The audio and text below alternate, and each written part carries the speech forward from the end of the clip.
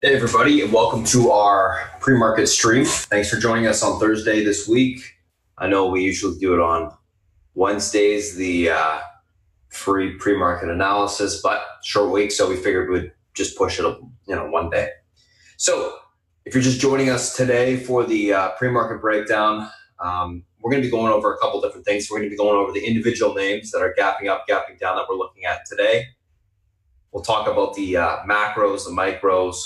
We'll give you a good big picture and, smaller picture, short-term time frame of what's going on in the market, how we're going to approach it. So Beth's going to come on once I'm done speaking. She's going to give you a breakdown of more of the macro environment, any news that affected the market overnight, talk about the commodities, Fang, SPY, etc. Once she's done, I'll come on, give you a breakdown of the micros. So talking about the individual names that are gapping up, gapping down. We'll go through the technicals with them, how to play them on the open. We'll also talk about the SPY and the Fang, what levels matter for today, how to play those as well, intraday. And then I'll pass it over to South Beach, who will come on, give you a breakdown of more of the macro environment, any analyst calls he likes for the day. And then we'll come back, wrap up on a, basically give you a quick little summary of what we talked about in the last 20 minutes, go through everything again, and then get ready for the open. So if you're just joining us for the first time in the pre-market analysis, thanks for popping in. And other than that, I'll pass it over to Beth, aka Options Mama. Beth, it's all yours. Thank you, sir. Good morning, good afternoon, and good evening, my friends. Welcome to those of you who are new or just popping in to experience what we do pre-market. What I like to do first thing is I go over bigger picture stuff on the macro side. And there's a lot of things that are out there that I'd like to share with you. In terms of why I was calling for a top and then probably taking out December lows. And with that said, there's so many moving parts right now. And the longer as we go forward here, then we start to get into 2020 as an election year. So let's get to the economic data that's coming out. Everybody's expecting, at least from the U.S. side here, a revision lower of the first quarter GDP. I understand, it's backward looking, but it's still important if there's any surprises one way or the other. Still have to continue to look in terms of prices, increases, et cetera, et cetera. We do also have some pending home sales coming out as well. This is important, and South Beach is brilliant on that end in terms of picking out the companies that would be involved one way or the other. I think we also have to draw our attention on the crude side too, guys. We're getting some conflicting things in terms of build versus drawdowns. It's fascinating to see how the market's reacting right now. I still think that there's a preponderance of information out there with the slowdown in global economies that one would anticipate continuation. But I saw an interesting article on the crude side that I wanted to share with you. This woman is actually quite brilliant, this Dr. Wald. She focuses on the crude side, and she's basically saying that supplies are starting to tighten. There was from the IEA, for 2019, they were looking the opposite. But she's actually seeing that this is starting to take hold in terms of what's going on with Iran. And it is notable that the Tanker and Trackers is saying that the amount that Iran is putting out has slowed down. And this is notable, guys. Right? She's also saying that oil production has diminished as well. Okay, so in terms of the Vienna Agreement, we're seeing that it is starting to be effective, as well as what's going on with Venezuela and Iran. So we actually could start to see, and even with the slowdowns of global economies, we actually could see a little bit of a spike going on the oil side, okay, as the months go through. I still think that we've broken key support, and I'll go into that with a little more detail, but this is a little bit of a red flag, at least in terms of a warning that maybe the supplies are starting to tighten, and that will allow the crude to get some underlying support. Okay, it's really important, especially with what's going on with the China, and I recommend for everybody in the room, you got to read this newspaper, guys, to see what they're saying. all right? How they're phrasing it. This tells us what the government is thinking and saying, okay? Everybody's waiting for a shoe to drop, okay? And that shoe to drop is basically in the rare earth supply. China controls 91% of that. It is important. It is meaningful. But the lack of response right now is kind of a little bit unnerving to the market because we really don't know. What I can tell you is that the Chinese are full court press on expanding their relationships globally, excluding the U.S. So with that said, where are they going? Africa. That's where they're going. They're buying up African real estate nonstop. They're creating deals with Africa, the different African nations. So they're looking for different trading relationships that would replace their exposure to the U.S.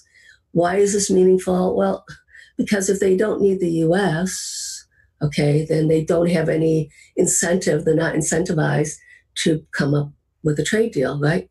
So we have to continue to watch this and see what happens here, all right?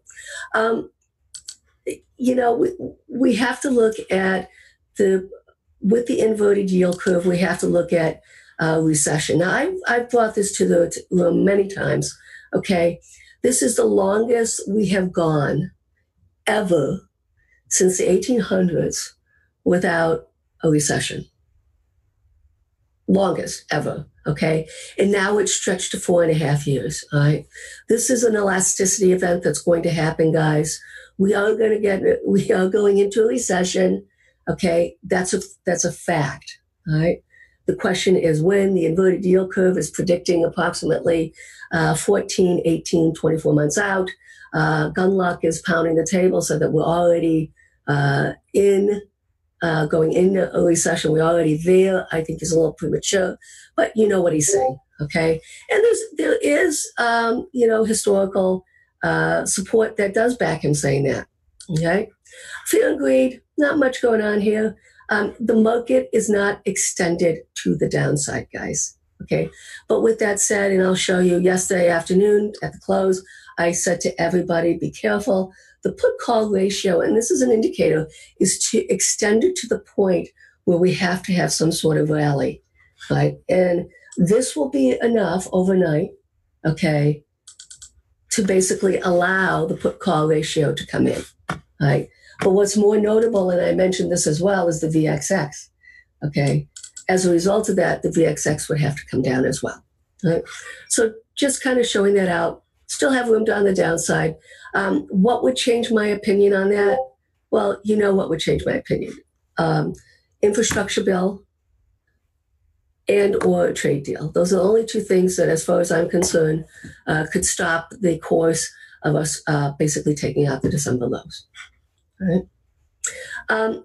Let's take a little bit of a deep dive here, guys. I love this website. Very wonky. Gives me kind of cool things. We discussed this, guys, the confidence, smart money, dumb money flip. Okay, once this starts to happen, and I told you a couple weeks back, right, that once we started to happen, it was going to meet in the middle, or statistically, it always seems to cross and go the opposite direction. That tells us that we shall continue, and this is a similar pattern here. Okay, that is telling us that we will get a continuation on the downside. It has, on rare occasion, met and then gone back up. Obviously, that would be bullish. The confidence flip, what does that mean? All right, it's been months, right, since this has happened. What does that mean overall? Not a whole hell of a lot, but it's a fun indicator to look at. It does not change the reality, okay, that 1 year out, the market still has a high probability, right, of going up to 15%. But as you can see, shorter term, right, it's coming in. It's not as bullish as it has been in the past. All right, let's look at what happens. We did have a gap here, guys. What does that mean? Well, as you can see, how long does it take to fill those gaps? All right, it takes a little bit of a time. right? And it takes normally within 2 months, right? 3 months, okay? That's notable. This is what's really important, guys. You know me, bigger picture. I like to be a contrarian. That's how I learned being a commodities trader. That's how I started out, right, on the currency side. Being a contrarian. You want to buy when nobody wants to buy. You want to sell when nobody wants to sell. This is incredibly notable, guys. All right? We are at levels that we haven't seen, okay, down here in 2000. Well, you know what happened with that, right? And as you can see, guys, it's recessions that creates the tops in this, right? So this is another indicator that's saying, you know, guys, we are getting close to entering a recession, okay? And as you can see, when we have confidence levels this high, what does that mean going forward? Okay, shorter term, negative. Longer term, it does not stop the overall perspective, okay? This is actually important as well, guys. Few consumers expect stocks to drop. That's kind of cool, right? What does that mean? It's, you know, it still shows that there is appetite for risk. Right? Let's take a look here in terms of presidential election coming up. Right? What does it mean to the stock market? It actually is rather bullish for the stock market in an election. So what exactly can happen here? I think what will happen is, and to allow this, is that eventually we're going to get an infrastructure bill. Okay? I don't see any ability to get a trade deal. We're talking years as opposed to months. So I don't think this is going to happen. I think the Chinese are not, they're willing to risk going into an election year that Trump won't be reelected. If he does get reelected, then they're going to come to the bargaining table and be more serious about that. Until that happens, not so much. Industrial production topped in December. Let's see what happens there. So yeah, as you can see, there's lots of things that are going on here that, you know, are indicators that says that we have to be careful. I was talking about this yesterday, guys, the diesel demand in China. Look at how it's yanked, guys. This tells me that the GDP numbers in China are a bunch of hooey, liar, liar, pants on fire, which we know is a truth. Okay, so they're going to do just full bore quantitative easing, and that's going to continue. All right, let's take a look at some of the charts here, guys, just to see what's going on. Been talking about the TLT. We've been long it. We got in it. We're way back down here on the swing channel. Okay, still see it going higher, but it is at resistance levels. You would anticipate consolidation, a little bit of retracement. It should not fall back below this level right here. I still continue to see this going higher. We saw massive buying. Brian mentioned there was a large print that happened at the end of trading Tuesday. They were on the bed just sitting on it, still wanting it. Okay, I still like it. I still think it's going higher. Well, you know the drill, right? Okay, let's take a look here of the Chinese. And this is really important, guys, because what the Chinese like to do is they like to devalue their currency, okay, in order to stimulate their economy, okay, for their goods and services and stuff like that. Will we have something? The last time there was a large devaluation was in August 2015, okay, and then we had a little mini flash crash, okay, which was bought up. But that was the last time we saw that. Will they continue to do that? I doubt they will, but I think, as you can see right here, guys, they continue to devalue, and the U.S. dollar strength is very important in terms of our multinational companies, okay? And we'll see what happens with that, right? But as you can see, for me, you know, you can see right here, as they started to stop the devaluation, our market started to rally. The Chinese market started to rally as well. So it's something that I like to look at, okay, in terms of my big ideas. Let's look at copper, because you know that copper is the one commodity that is very important in terms of any sort of industrial growth. As you can see, we have a major top on it. We have a little bit of support going on here. I would like ideally to see it come down to these levels here and then bounce. Once again, what are we looking for? We're looking for an infrastructure bill. That's what we're looking for. Okay. A shares. I mentioned this This has been the theme right here, guys. You have to understand, why is this being bid up? It's because of the MSCI increasing its exposure to the Chinese market. The first tranche was done on the 28th, right, which was Tuesday. The next tranche will be done in August, and the final tranche should be done, I believe it's October or November, okay?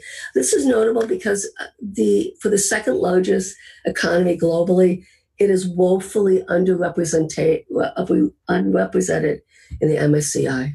So this is something that could provide support, okay? But it's not going to be, it will allow temporary support. I just don't see the Chinese market holding up that much, especially with the slowdown that we're anticipating and seeing. Okay. Let's look at the crude gold spread.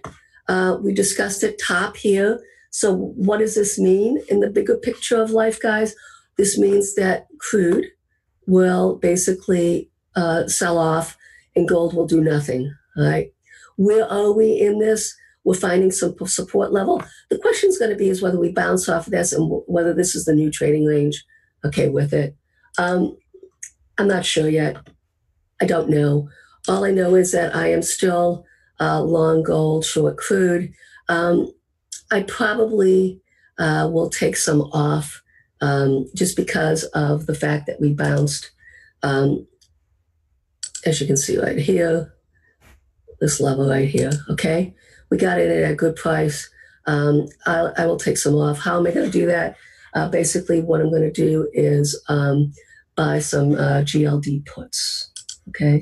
And I'll post that in the room as I do it. I'm going to do a small amount. I'll do next week's probably the 120, just as a hedge, okay, against this spread. All right. Okay, moving on. You know what I'm going to say here, guys? CRB, US dollar. As long as the US dollar stays bid, guys, and the CRB stays offered, okay, this is an indicator that we really are not going anywhere in terms of economic growth. That's what it's telling us. And you'll say, well, how is the dollar so high, okay, with the interest rates so low? This is central bank 101 intervention, guys. This is what the central banks globally are doing. They are devaluing their currencies while the U.S., the Fed is not. And will they eventually, our Fed, do something about it? Man, that would really just be a major disruptor if they did a surprise cut, okay, for the U.S. dollar, etc. But this is problematic, obviously, for the multinationals. It's problematic. It really is problematic in terms of the America First issue, okay? And as long as the U.S. dollar is bid, it's very, very difficult for our U.S. economy / the stock market to make any headwinds on it, okay? Why do I say that? Look at this here, guys. In December, we had a top in the dollar. Then as the market started to go bid, okay, but this is central banks, the European Central Bank, Draghi. This is globally what they're doing against the U.S. dollar, guys, okay? And that's how that happens. S&P, let's talk big picture.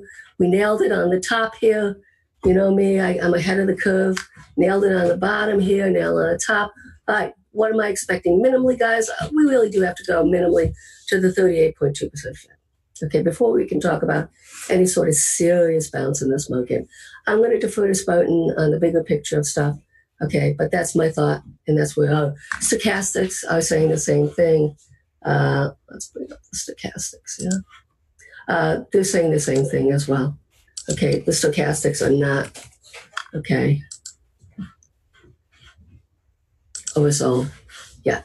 Okay, so we're looking for a move down below here, guys, or at least down to this low before we have any meaningful pop. Okay, let's talk about bigger picture here. I want to talk about the put call because that was my shout out yesterday. And this is what I do as an indicator to protect the room in terms of exposure. And this is why. Look at where we closed. This just doesn't hold up, guys. Okay, you're gonna get a yank like this, or this, or this. We're gonna open. We're gonna get a yank down. Okay, and it should be down to this level here, probably in the low 90s. Okay, and it's not going to take a lot to get us there either. Okay, so, and how is that going to, excuse me, I'm sorry. How is that going to show itself? Okay, VXX is going to come back down as well on the daily. As you can see, it's going to revert back to the mean, and that's exactly what's happening overnight. Voila, 29. Okay, and I told everybody who was in the VXX to take some off. It just didn't make any sense. For me, I actually bought some VXX puts as a scalp, but I don't like to, the VXX is a harsh mistress, and it takes, but I didn't, I wanted to protect everybody in terms of the exposure with the VXX. And as it turns out, the put call ratio gave us, that heads up. Okay. Let's look at the crude. Let's look at it. I like to look at it on the weekly. We're going to go through these things a little bit faster. Okay. As you can see, we broke the key support, right? We broke this sideways consolidation. What has to happen here? We have to reclaim the 50 EMA. That's simple. Let's take a look at the gold. We are sideways consolidating. For me, to be honest with you, 1277.46, that would be a really good indicator that we're going to go lower. But we are sideways consolidating. And this is a really tricky trade, guys, when it's sideways consolidating. You still have to buy the support and sell the resistance. It's really that simple. Nothing complicated here. Let's look at the futures. Where are we? Interesting, guys. Look at what happened here. Bounced off the 50 EMA on the weekly. All right. Notable. All right. Do I still think we're heading lower? Yeah, I do. Okay. But, it's not going to be linear. All right. It's still going to be, we're going to see these red candles coming in, but we're going to get consolidation. We're going to get bounce. And it could literally go all the way back up to here, guys. 28.67 and then roll over. What would stop this? Well, technically, for me, we literally would have to take out all-time highs, okay? Or Spartan would have to shout out that we've reclaimed key support in the market on the micro point of view, all right? Trend is down. It's as simple as that. We are once again bouncing off of, this is the support line here, the pivot point, 72.26. Okay, let's see how far we can get with this. I wouldn't be surprised once again for us to go back up here, test the fib here. We still have to go at least minimally to the 50 EMA across the board. Okay, IW1, let's just take it to the woodshed and do some stuff to it. Small cap. It never basically did what the rest of the market did, and that is taking out key fib resistance. Still in the bear market, the small cap. And it was notable that they were using the small cap, as a vehicle to hedge portfolio. As you can see, it's turning down, Its technical picture is just horrific, right? And it does not hold any sort of rallies. How do I know something more important is happening? This has to start taking out key resistance levels, and it has to start overperforming. It's that simple. Until that happens, guys, we're breaking down. As you can see, we're well below the 21. And as you can see as well, we're well below the 50 EMA. Bearish, bearish, bearish, bearish. Dow transports, let's talk about it. I told you it never confirmed. Huge, huge technical red flag. The transports never did. With that said, though, it is bouncing off the 50 on the weekly EMA, 50% fib. This thing is just badly beaten. But it did hold this key support level here, guys, Looking for a dead cat bounce here. It could get pretty, robust. Bigger picture, roll over down, die, I don't see it. You can't put lipstick on this big. Why? Because FedEx, UPS is the main components of the IYT, and global economies are slowing down. What does that mean? Well, you don't need as much support system on the rails nor on the FedEx and shipping side, right? Pretty simple, right? All right. Let's look at some of the ETFs. We'll go through this very quickly. Then I will pass it on to Spartan, who will basically look at the micro point of view on Fang. Financials reclaimed. the thing that was really notable for me, guys, was that the XLF, the components, the bank stocks actually were holding up. And the reason being is they were extended. Spoten shouted it out as well. Okay, that was notable for me. So I went a little bit long the XLF. I still am bearish on it, looking for this double top, bounce up, then roll over. Obviously, if we break that double top, that is notable. Okay, XLU, this is like utilities we were playing yesterday in the room. We did pretty good. Once again, we are now in this sideways consolidated. We come back in. Okay, can it move higher? Yeah, it can bounce, no doubt about it. But I mean, until we take the problem is we have to basically take out all-time highs on a lot of this to confirm. XLK is really fascinating, guys. And the reason why I say that is it led the rally. It broke all-time highs way before any other indicator did. We got to pay attention to this one, okay? Bouncing off the 21 on the Bollinger, it should be 20, but I use fibs, above the 50. This will be an indicator to me, okay, that we're going to get a more serious bounce if we basically reclaim the 74.45. So on your blotter, guys, that should be what you write down. That's a pivot point. That will be notable for me, okay? Let's see, what else? XBI, let's take a peek. The biotech sector. This is so frustrating to trade this.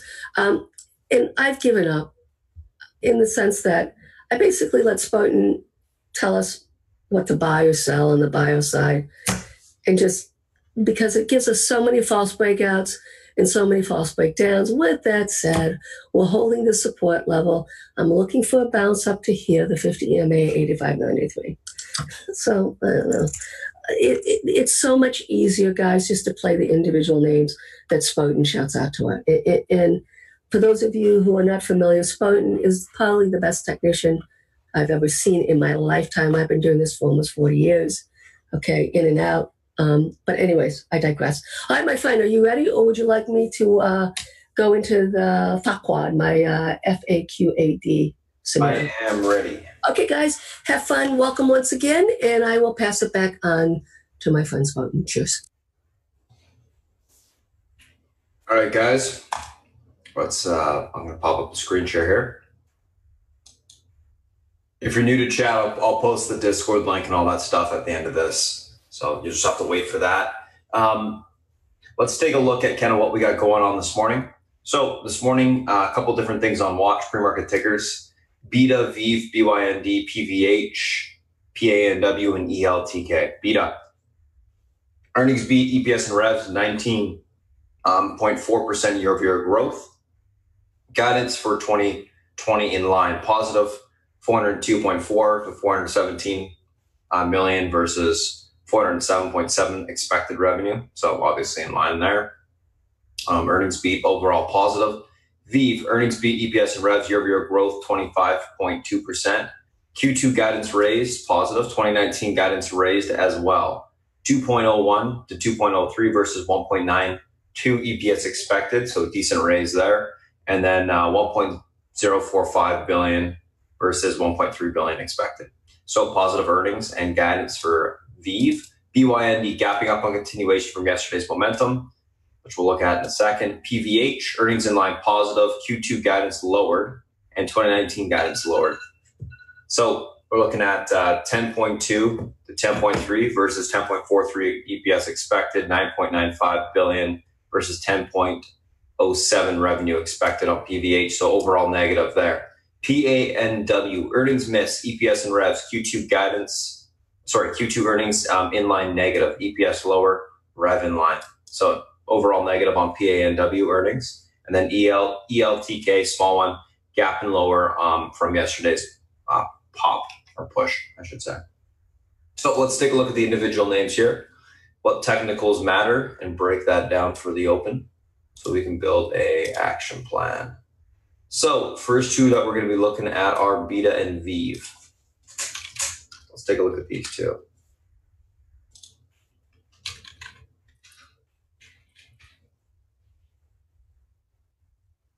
Beta and VIV. So Beta gapping up on earnings. Stock's been beaten down, China name. So no surprises there. 1145 is where it's at in the pre-market. Where can this stock have room to today? 1171, pivot point to the upside. What's a pivot point? It's a strong resistance or support area that if the stock is able to cross it to the upside will give direction on the price action for an extended period of time. So in that case, the area is 1171 this morning. That level breaks, we got room towards the 1319 to the upside. Unable to get through 1171, we look for a little bit of a pullback towards that $11 area to 1049, basing down there to take the stock long. Take a look at the chart from an intraday perspective. We can see the pivot point right there. Support areas 10, 49, and 11. We'll make the pivot point blue just so we can make sure that we can see a clear difference between the two. So 1171 breaks to the upside and holds. We should see continuation towards that 1320 level, also the 50 EMA on the daily as well as a resistance point. 1171 unable to break this morning. We look for a pullback towards the 11 to 1049 area, basing to take the stock long. Vive. So Vive stock is gapping up to about 1146.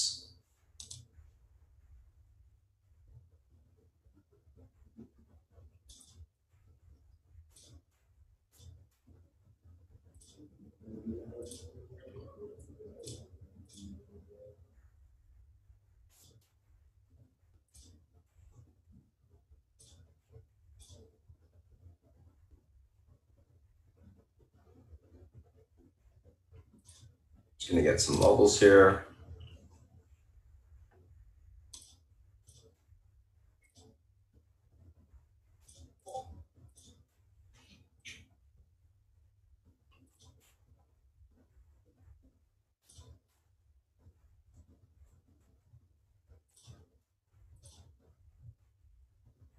$14.70.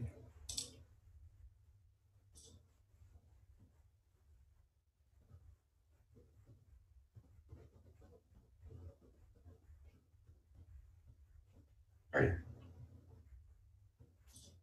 Should be good here. Yeah. So, a couple different levels we're looking at today. Get rid of that. Pivot point on the stock to the upside is at all-time high level, which is 145.70. If that level breaks and holds, we should see continuation right away to the top channel resistance point, which is around the 147 area. That breaks through to 151. Unable to get through 145.70 and hold, look for a pullback to 142.47 to 139.60. We look for basing down there to take the stock long. Overall leaning bullish, looking for continuation higher, looking for an all-time high break and then continuation to the upside. Why? No resistance technically, realistically above it, besides that top channel, which we should be able to break through. And it's got some room to push towards 151s. So that's what I'd be looking for there on this stock. Let's take a screenshot of this. Beta and Vive. And then let's look at the next two. So the reason why I'm screenshotting this, guys, is I screenshot all these plays. And basically, I'll write up an action plan with the charts so that people have the levels. They can refer back to them, put them on their charts, as well as a written action plan to play on the open. So that's Beta and Vive. Let's take a look at the next two, BYND and PVH.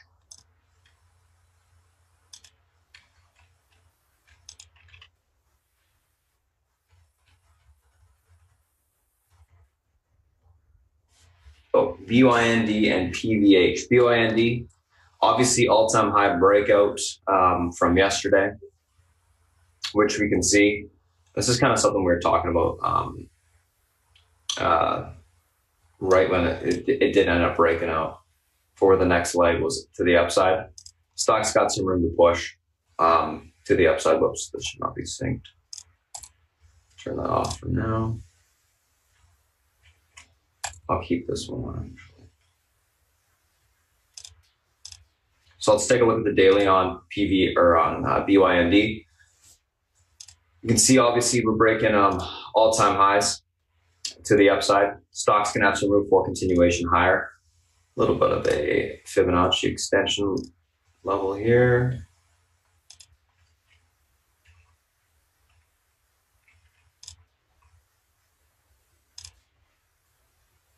Always like to get multiples. Oops. First day.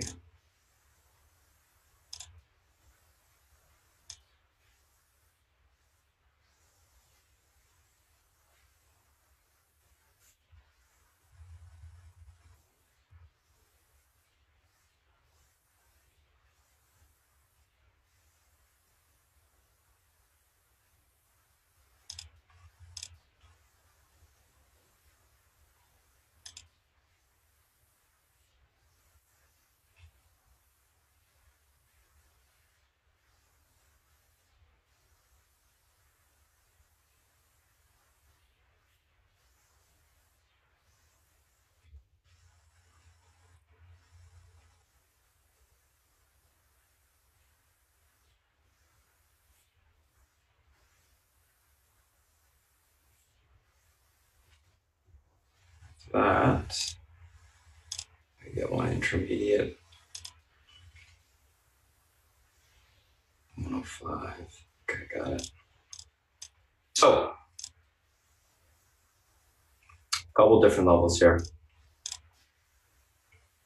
And basically, the reason why I'm using fibs, guys, is because there's no data up here, so I just use the Fibonacci extension tool as a way to get levels to the upside, support, resistance, etc.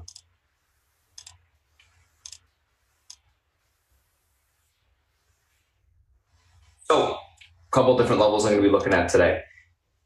The 105.22 spot is your pivot point to the upside today. This level breaks, you're going to have more room to the upside into the 109.22 area, I believe. Let me just go back to the daily. 109.21.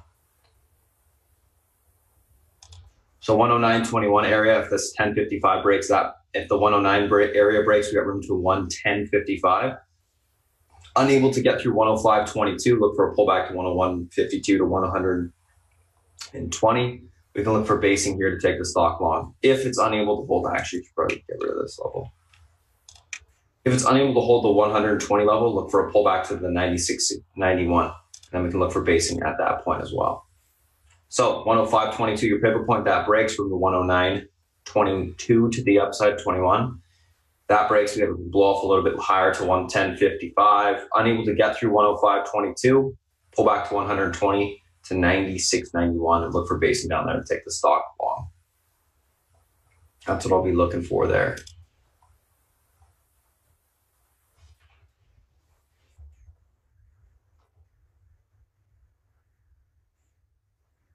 Next up, PVH.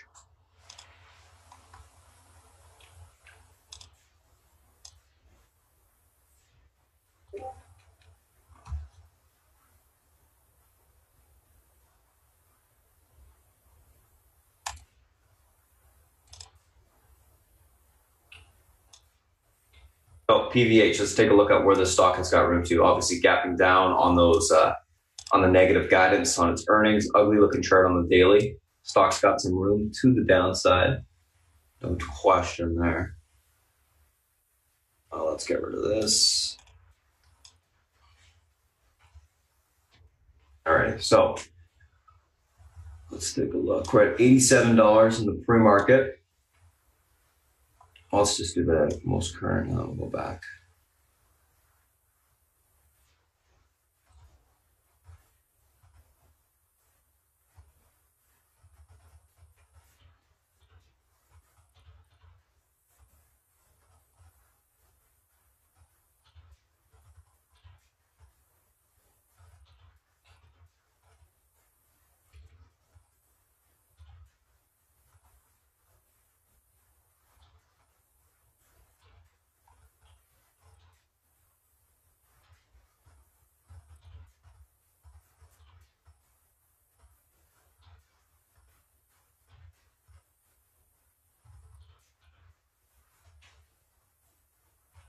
That should be good.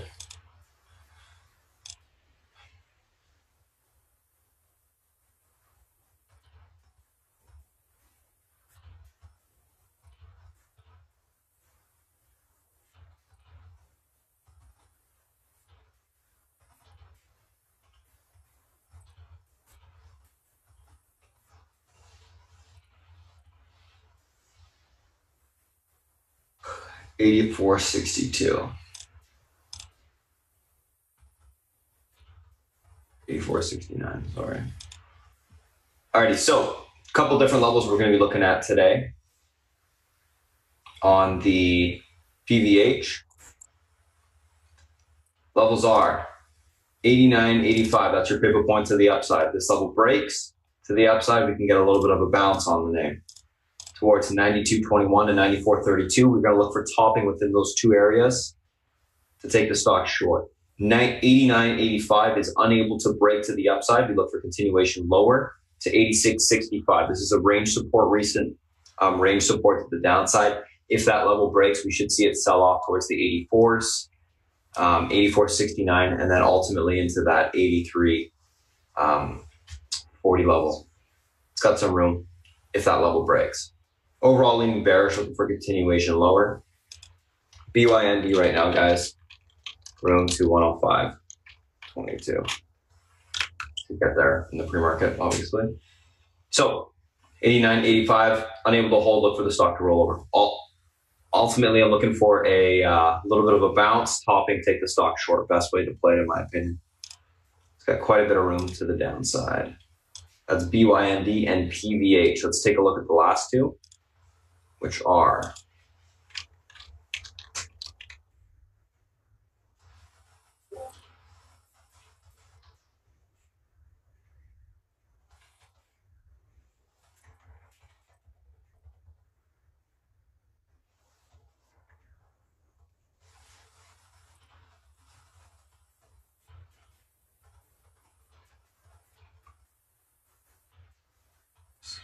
that.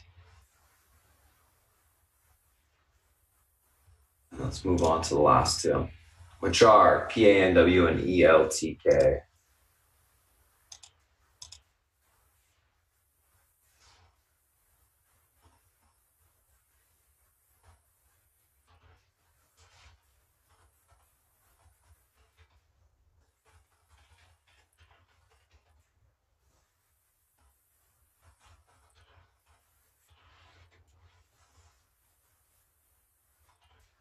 So PANW, we can get rid of a lot of these levels.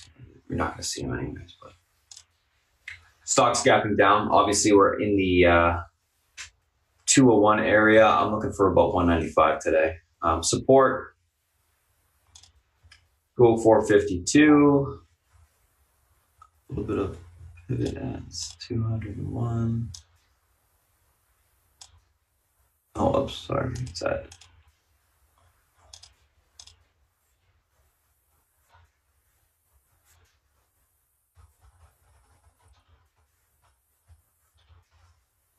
that. Get rid of that.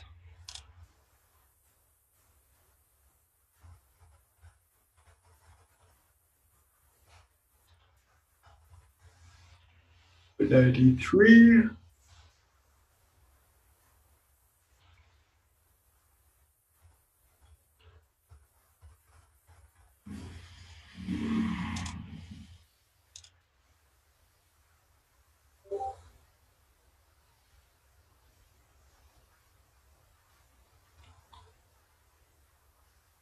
Two fours, higher 207. Got it.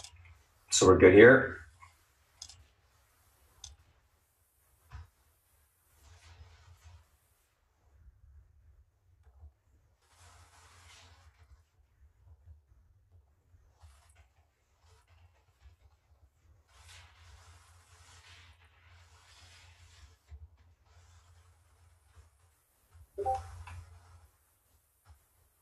So what's going on here? So stock Pivot point to the downside is going to be this 199.18 area. That level breaks, we got continuation into the 193s, and then if that breaks 190 or 190.19 to the downside. Unable to hold this area. Let's see if I can get it a little bit further out so that we can actually use this screenshot. So if I go to an hourly, there you go, that works.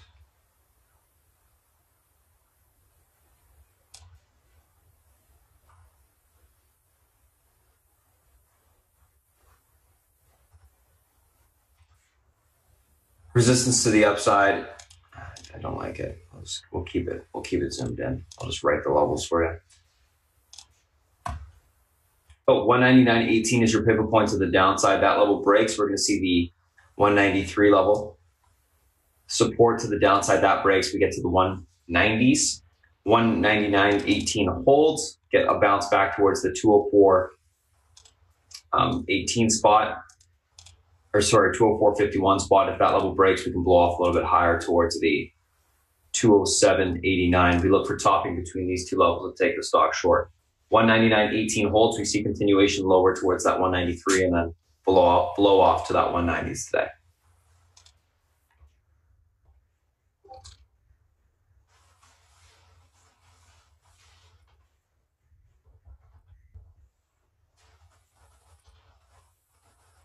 Thanks, McTrader. Just so I verify. So ELTK. So stock from yesterday. Obviously, run up, one that we played was fun. Let's see if we can get another little day in it. Low float stocks have been pushing up and getting a decent amount of follow through. There's been a lack of offerings on these things, even though they need to raise cash in the short term, which is always kind of a little surprising to me. But that's, kind of the trend right now, which is good. So we can see sustainable pushes on these things. Let's take a look at the levels that matter on the stock today.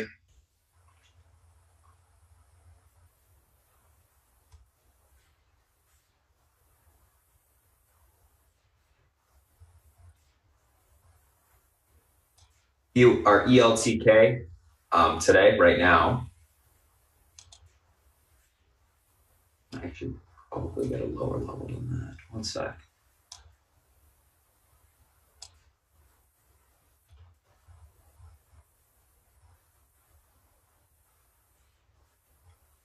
$427, $358. There you go. This 487 can go, and that should be good.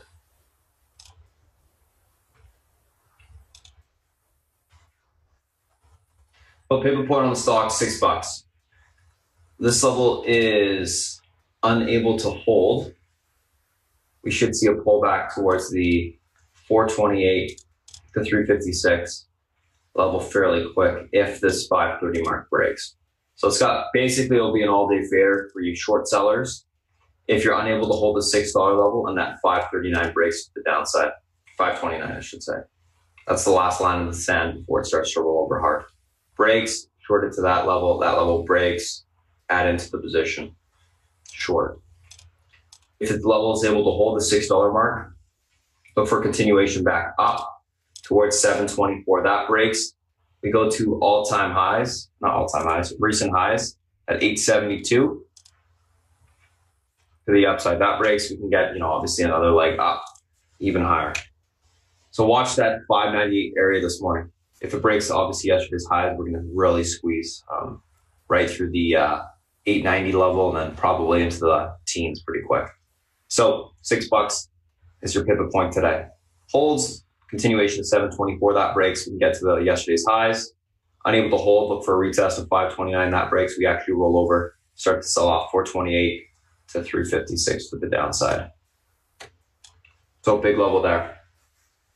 So that's what we'll be looking for on PANW and ELTK. Take a screenshot of those two and move on to the next.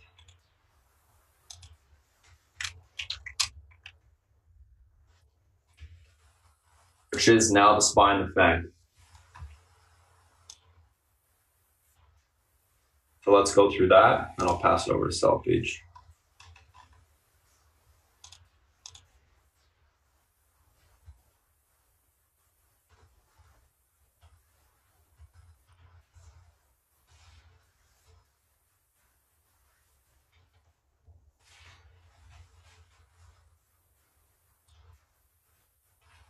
So what's going on with the SPY?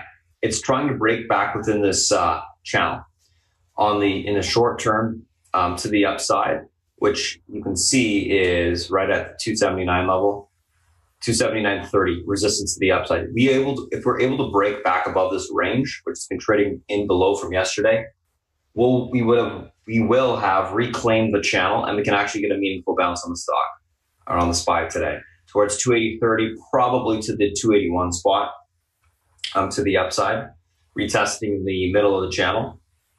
If we're unable to hold this 279 this morning, look for a sell-off back towards 278.40. That breaks, we go to yesterday's lows. It could be a little bit of an inside day if this fails, because when we stuck between this lower range support and this higher range resistance, fairly tight area. So that's what I'll be looking for there if that's unable to hold. Looks like I forgot if I saved this. I did. Oh, that's the SPY. That's where we're going to be looking for there. Key level, 279.30 to the upside. That's your pivot point. That level breaks, we get towards the 281 to 281.30 today. Ultimately, if 279.30 is unable to hold, we look for a pullback to 278.40. That breaks, we go to yesterday's lows, 276.71 on the SPY. Right now it's having a little bit of trouble of the 279.39. We are above short-term EMA support, and we do have a little bit of an uptrend going for it. Until that 278.40 breaks, I'm leaning bullish. So until this support breaks to the downside, guys, I am bullish on the market. I think we will get continuation higher.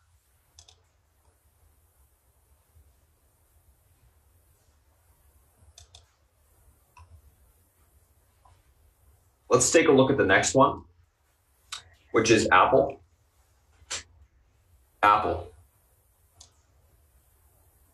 So Apple's testing the downtrend right now on the short-term hourly / daily chart.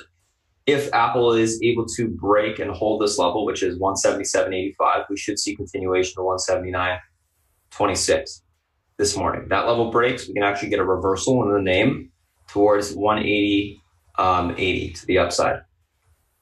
This key hold of this downtrend breaks will be a big key to the market as well for continuation higher. So watch this level on Apple this morning, 177.85, let's call it. If that level breaks, we look for a retest of 177.30. We break that level, we go towards yesterday's lows. Positive on Apple in the short term is we have a break of the downtrend on the daily, break of the downtrend on the hourly. As well, we're above EMA support and the pivot support level on the daily, which is that 177.85 area. So overall, it looks good, but it just needs to hold up this morning. If it doesn't, if we see failure, we're going to start to see a pullback sell-off. Amazon. Let's take a look here. So Amazon still has a little bit of work to do to break that downtrend. Let me get the daily up. Let me do this. Make it clear for myself here.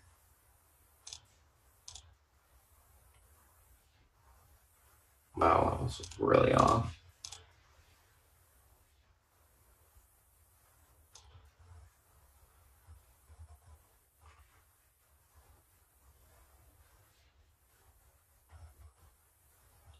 $129. Got it.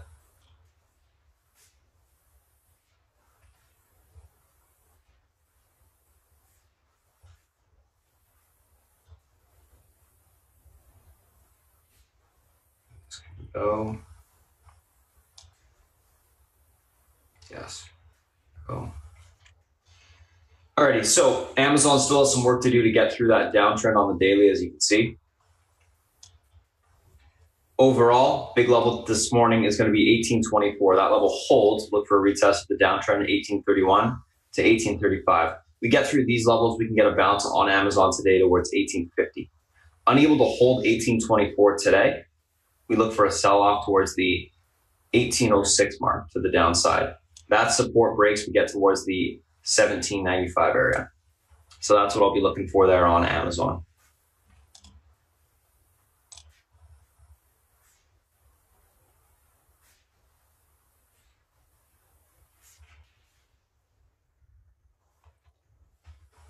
Last, or not the last but not least, Netflix, and then Facebook, Google. Netflix, so 346, well, let's say 353 is going to be your key pivot support today. That level breaks, we're going to see, let's get rid of this. That level breaks to the upside, we'll see a bounce continuation towards the 361 area, 361.50. If you're unable to get through 353 this morning, we look for a sell-off back towards the 346 to the downside. Short-term downtrend is, let's just draw it right now.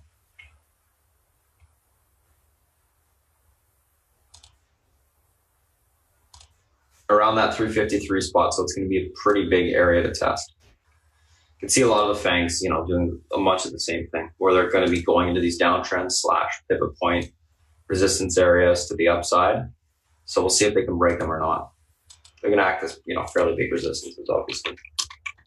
So 353 breaks, look for the retest of 355. That breaks the downtrend. We can get all the way to 361.50.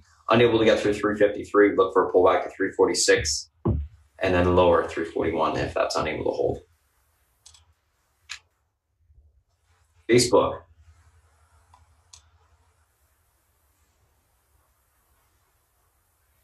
So Facebook has their annual meeting today, so we should expect some movement on Facebook.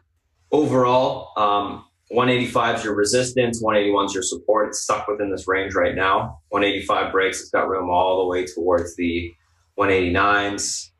If it's unable to get through 185 and 181 breaks, you got room a little bit lower towards the 179.14 to the downside.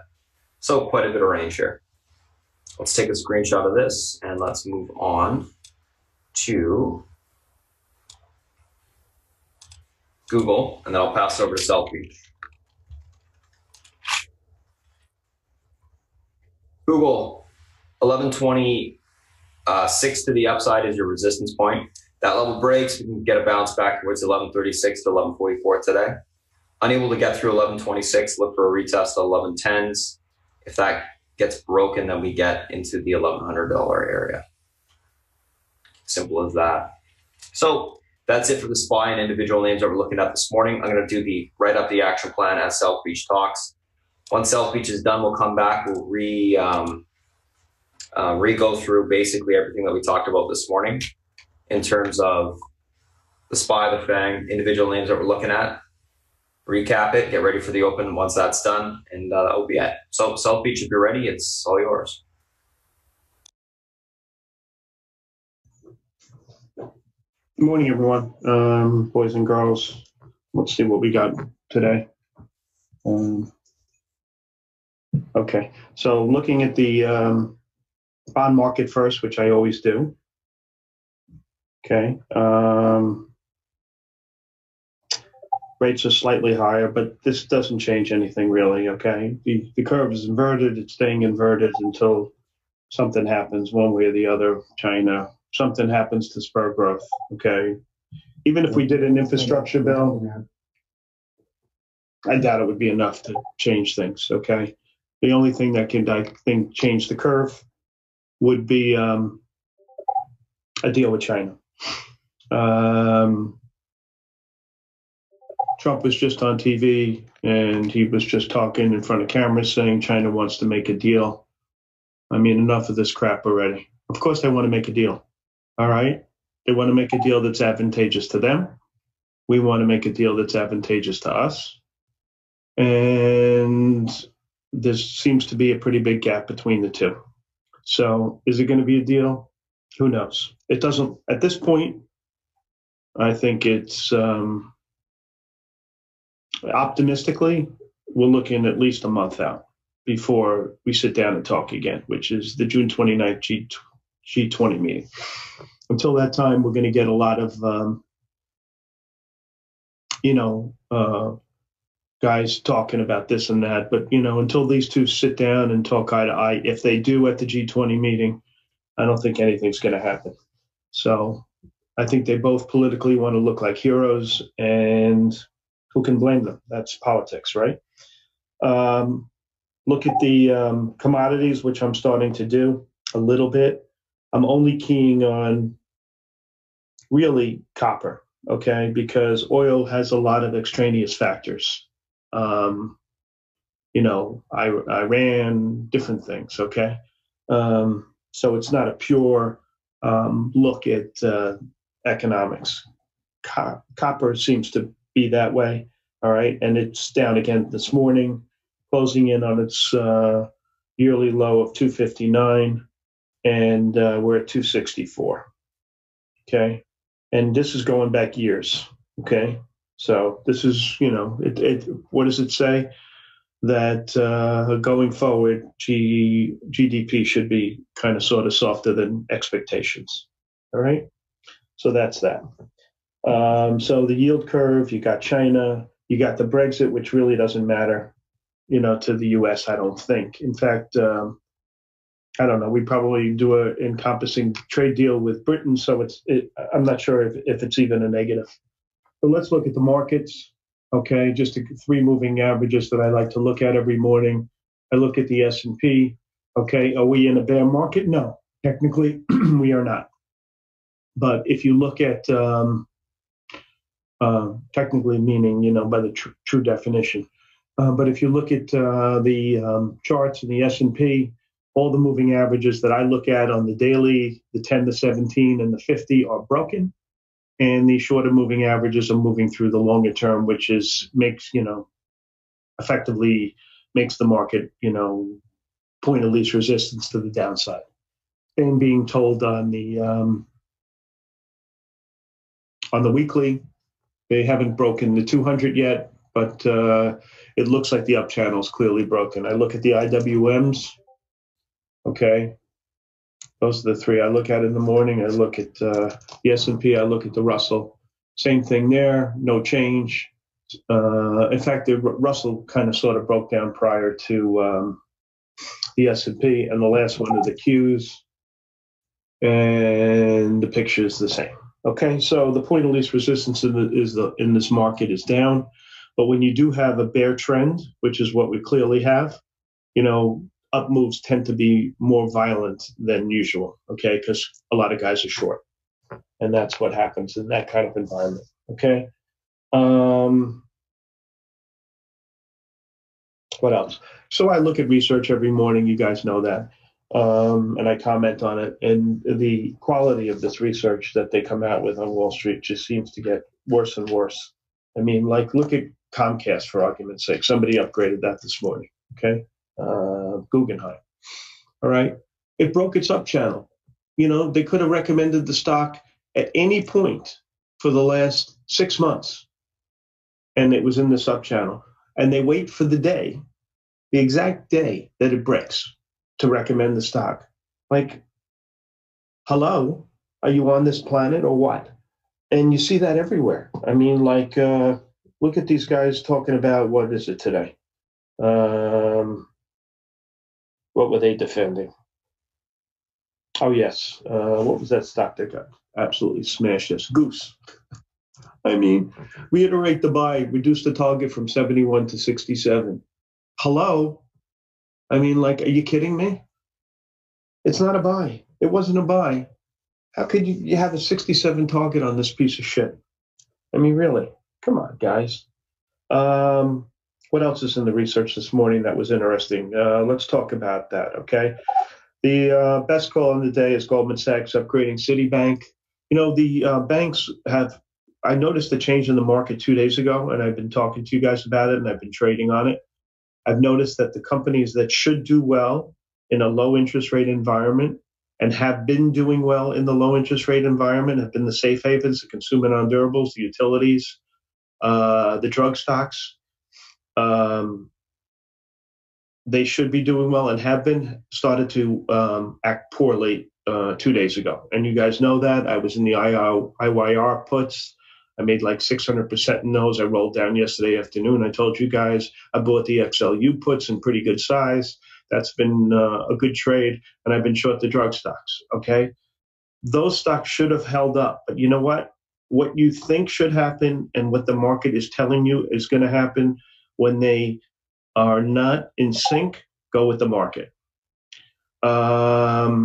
Okay, always go with the market. Okay, there's big guys doing big things. So one of the things I also noticed that is the groups that should be doing poorly in a flat yield curve like the banks had a pretty good rally late in the afternoon yesterday. And the fact that Citibank's being upgraded by Goldman today kind of sort of doesn't surprise me. And it's probably the most influential call on the long side. Okay. Borg Warner was another one out of Lehman saying they have good exposure to hybrids, so they upgraded their target there. You know, when you see these upgrades, you got to hit the charts. Okay, is Borg Warner a stock that can go up? Not so sure. Okay, to me it looks like crap. I wouldn't buy it. Okay, what else on the long side? I would say that was about it. You know, the lemmings do what they do, and they see a company with good earnings and they raise guidance. So everybody upgraded VEEV, and what else are they jumping on today? You know how it is, right? Monkey see, monkey do. So they're all upgrading that after the company posted good earnings. I'd like to see someone post it before. Here's a funny one: Capri Holdings reiterate the buy, target 76 to 67.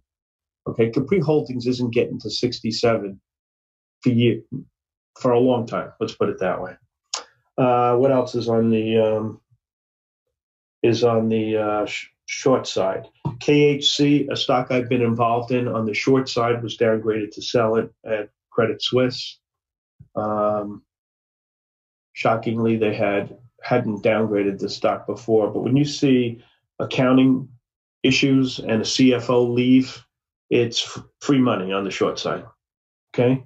So I've been short that stock. I am not short it today. I covered it yesterday, midday. What else? U.S. Steel is downgraded. I mean, same kind of thing, right?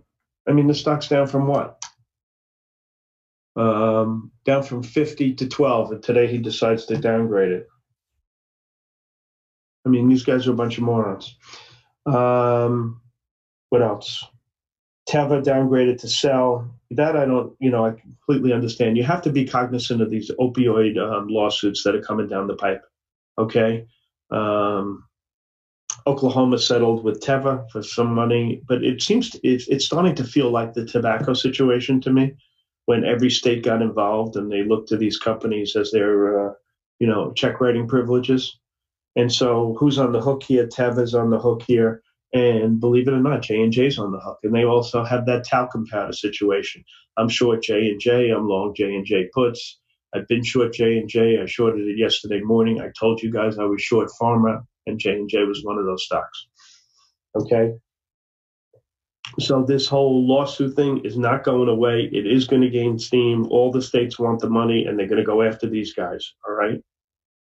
They are definitely going after these guys. Now, what's J&J's exposure? It's a lot less than Teva's, but that doesn't preclude the fact that they have exposure. And they also have talc exposure. So, they don't, you get the headlines you're going to read in J&J are going to be negative. So I'm involved. Okay. Do I think it's cheap here? Yeah, but that doesn't mean it can't get cheaper. Okay. So that's another thing. What else is going on? I mean, this retail stock's an unmitigated disaster. You have a couple of winners today. Burlington is up. But if you had listened to the guy from Phillips Van Heusen last night on TV, he said that the U.S. consumer is slowing down. The rest of the world is not as bad. We have been under the opinion that the U.S. is the strongest, the best house in a bad neighborhood. He is refuting that, okay? And he's saying the U.S. consumer has slowed down a lot in the quarter. So it'll be interesting to see what happens with that. Okay, so I mean, to me, if a guy's saying that, I'm not going long retailers. Okay, that's for sure. And you know my rule: I can't buy anything trading under the 17-week moving average for anything other than a trade. Okay, so if I have a stock that's under it, I hedge it or I get rid of it. Okay, so that's that. What else am I seeing today? What am I thinking anyway? Okay, so that's really it with that. What do I positions? What do I have? I have some of this Superfly. I think it acts pretty well. SFLY. It's above the 17-week. There's a lot of rumors. I see call buying. It seems pretty cheap, and the earnings are out of the way. So I'm long a little of that. I had some Beyond Meat because the momentum is so strong. What else do I have long? And I have this ERI, which I've told you a bunch of times that I think if there is a deal with Caesars, and I think that likelihood is high, and ERI were to buy them, they are a big winner in that, and the stock will move a lot more than Caesars. So that's how I'm playing it. All right. On the short side, I got VIX stuff calls. I have XLU puts. I have J&J. And I have IYR on the short side. So I'm playing that trend to continue, where the stocks that should do well won't do well. Okay? And that's that. Simon, what are the reasons the research is deteriorating so much? I think what happens is when a guy becomes good at this, they go to the sell side. They go to the buy side, working for a hedge fund or, manage money or portfolio management or something like that. And they get these guys who are, very young, who don't have the experience to, understand the markets as well as they maybe should have, or the the previous people who did this did. And it just turned out a shit product, And you always look, like here's a research call that's kind of sort of interesting, that there was a tariff on bedding coming from, mattresses coming from China. And the tariff wasn't as high as these guys wanted. So maybe there'll be a reaction in those kind of names. That's it. At least that's value added, okay? He sees something, he makes an observation, and he says, okay, look at these stocks. I think that's kind of what I'm looking for when I read this stuff. And that's really it, okay? So you know where I stand. I think the market's point of least resistance is down. I'm looking for stuff to play on the short side. The names I'm playing on the long side, the ones that just, look at the chart and beyond. I mean, can it be any better than this? All right, forget the fundamentals, okay? I can't borrow the stock, which means guys are really short the name, and they're getting wasted every day. All right, probably hedge funds. Good luck to them. And that's it. So stocks I'm keying on as far as the market, FedEx would be one, the semiconductors would be the others, and Apple probably is the third. Okay, and that's it. If there are no other questions, guys, I'm going to pass it on. What are the reasons? Simon, any other questions? I'm going to give it to Spartan in 1 second. Southby, thoughts on keeping Burlington on radar? I think it's a really good stock. Look, D. Shore, I traded, what was it that Spartan and I both got short yesterday, and we made really good money? Workday, okay? It kind of sort of reminds me of Workday a little bit, all right? But let me just look at the chart, because if it's down a lot, yeah, you see Workday was at the top of a trend and Burlington is just in a shit way. So, listen, whatever you do in this, I don't think it's bad to keep it on the radar. And I think if you're going to short it, which is probably what I would do, you have to have a stop in there. The stock will rip your ass off. Okay. So put in like the minimum amount on the opening, see if you're right. And if you're right, add. And if you're not, have a stop in and stop yourself out in something reasonable. I mean, if your normal size is, let's say, 500 shares, short 100, okay, and put a stop, a buck higher and see if that takes, that kind of thing. It's when a stock, $160 stock up 15 is going to be very jumpy in the first 20 minutes. So, you have to have wide stops because they'll elect your stops. But I think it's a good stock to keep on your radar. Okay, guys? And that's it. I'm going to give it back to Spartan. And thanks for your time. And let's make some money. Spartan, it's all yours, baby. Thank you, South Beach. All right, guys, let's do a quick little recap of what we talked about this morning. So what's going on? What do we got going on this morning? A couple different things. Let's take a look at the pre-market tickers on watch. First and foremost, things that we're looking at this morning. And guys, if you're new to chat, please throw your email in the email check area. I'm going to boot you pretty quick if you don't.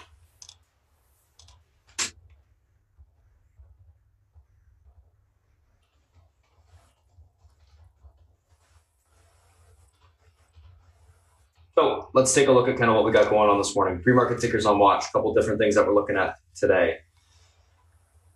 We're looking at Beta, VIV, BYND, PVH, PANW, ELTK, Beta, earnings beat EPS and revs, stock guidance 2020 inline positive 402 to 417 versus 407 million expected revenue. So that's positive. They're gapping up on that. VIV earnings beat EPS and revs, year-over-year growth 25.2%. Guidance for Q2 raised. 2019 guidance raised as well. 2 to 203 versus 192 EPS expected. That's positive, obviously. 1.045 billion versus 1.03 billion revenue expected. BYND gapping up on continuation from yesterday's momentum. PVH, earnings inline positive, Q2 guidance lowered, 2019 guidance lowered, negative, gapping down. 10.2 to 10.3 versus 10.43 EPS expected, and 9.95 billion versus 10.07 billion expected. So obviously that's not good. PANW, earnings miss, EPS and revs, Q2 earnings inline negative. EPS is lowered on that guidance, and revenue is in line, so overall negative. ELTK gapping down after yesterday's run-up.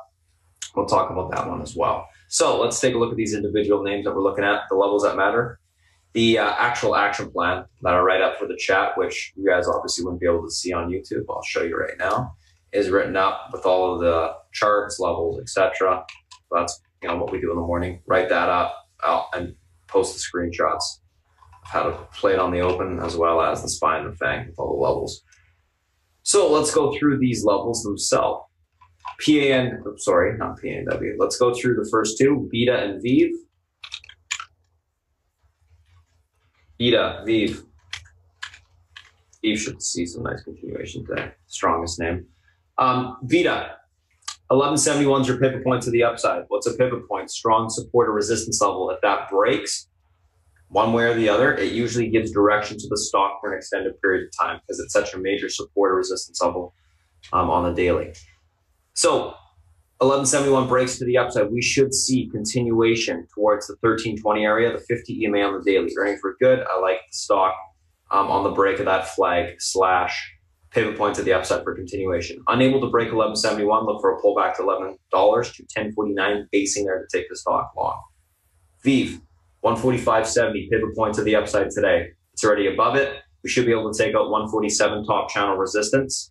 That breaks room to 151 on the open. This stock has room to squeeze. So looking for continuation right now to 151 plus. Let's say it wasn't able to break through 147 on hold and 145.70 breaks. Look for a pullback to 142.47 to 139.60, basing there to go long. Overall, leaning bullish, looking for continuation on the BYND and PVH.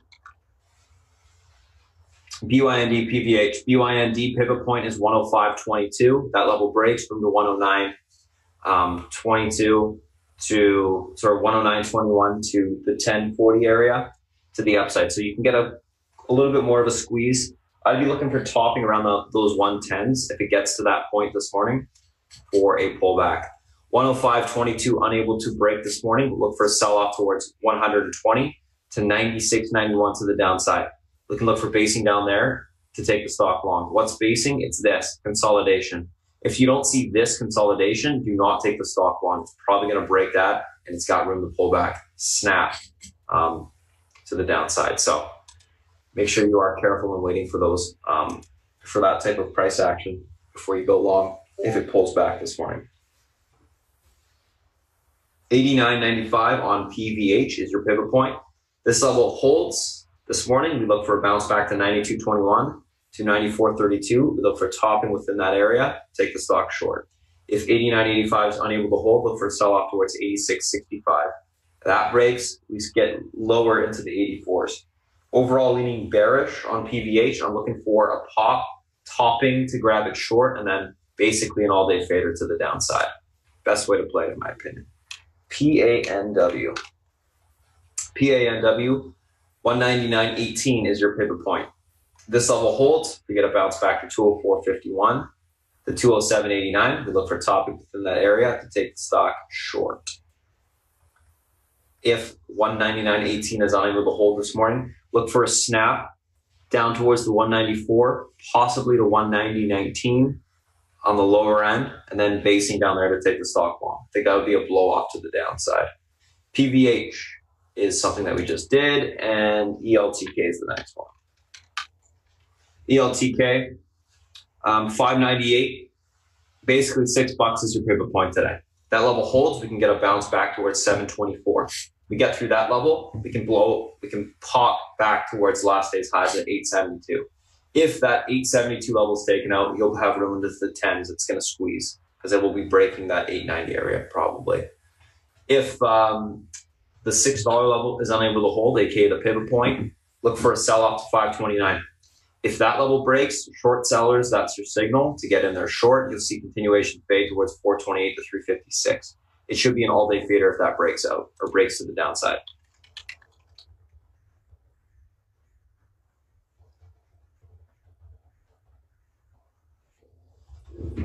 So that's ELTK. Let's take a look at the next ones we're going to be talking about, which are SPY and the Fang.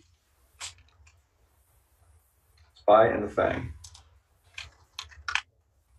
So SPY, big level this morning, 279.30. Pivot point to the upside and range resistance from yesterday. That level breaks, we break back within the channel and confirm. We can get back towards 281.30 today. So we got some room to push.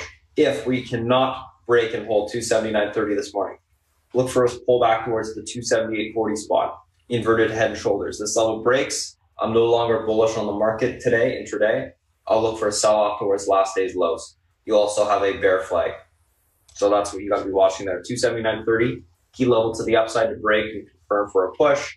278.40, key support to hold. If that breaks, we start to sell off. Apple, 178.12 is your pivot point today. Apple's breaking the downtrend on the daily, as well as holding all EMA support and above the 177.85 area. These levels hold, we look for continuation of 179.30 to the upside on Apple. If that level breaks, we can see 181 today. Overall leaning bullish on Apple, and I think Apple's going to help hold up the market today because it's breaking this downtrend on the daily. If this holds, we can see continuation higher. That key level to hold is 177.85. Unable to hold this level, look for a pullback towards 177.30. That breaks, we can get into the lower end, 176.36 for the downside. So overall, leaning bullish on Apple, looking for continuation higher. Amazon, 1824 breaks to the upside. Room towards the downtrend on the daily, 1832, 1830-ish, last day's high. We take that out, we can get to the 1837s, possibly a little bit higher towards 1840 today. 1824, unable to hold, look for sell back off towards last day's low, 1805. Netflix.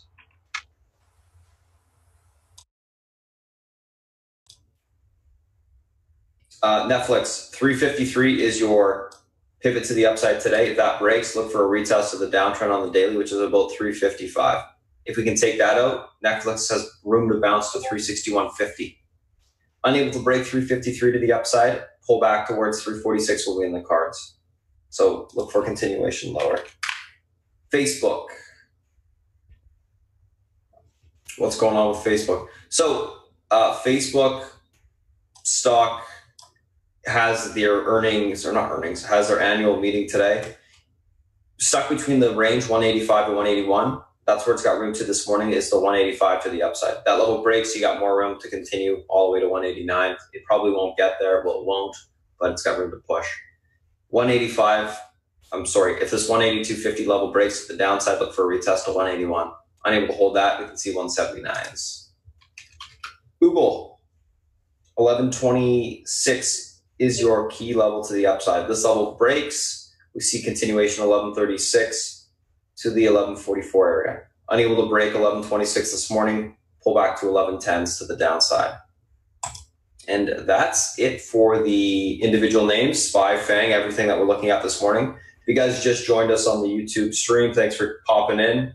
We're going to cut the stream now, and I'm going to get ready and get everyone else in the chat inside right now for the open. So thanks for joining us this morning, and we'll see you next week. All right, guys, any questions?